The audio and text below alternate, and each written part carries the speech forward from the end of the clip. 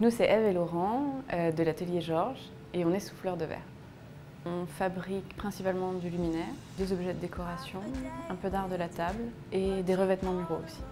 Laurent, il a une formation plus technique parce qu'il a une grande expérience de travail dans les cristalleries françaises. Moi, de mon côté, je suis designer de formation. C'est après une première formation en design que je me suis formée au soufflage de verre. Nous, ce qu'on pratique, c'est le soufflage de verre à la canne. On vient cueillir du verre.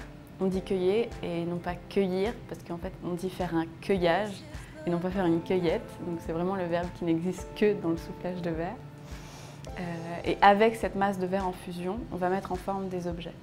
C'est en fait la matière qui va décider. Et il va forcément se poser la question dès le départ, par exemple de la pièce unique ou de la série, s'il faut qu'on travaille dans un moule ou pas, parce qu'il y a des formes qu'on ne peut pas réaliser sans moule. La première étape, ça va être de percer cette masse de verre par une bulle de notre souffle.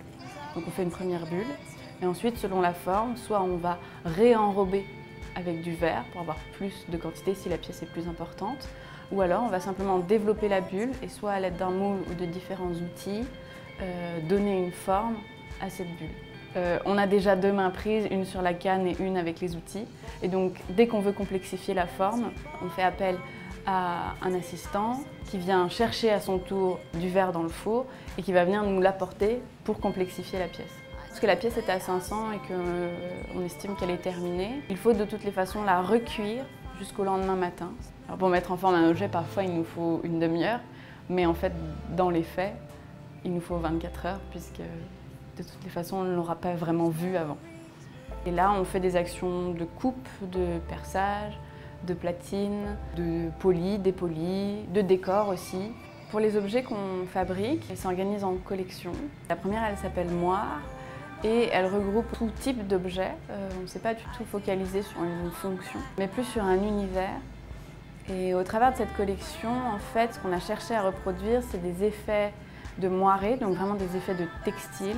Mais il y a vraiment cette envie voilà, de pas forcément être dans la démonstration technique, mais juste dans l'interprétation de ce matériau avec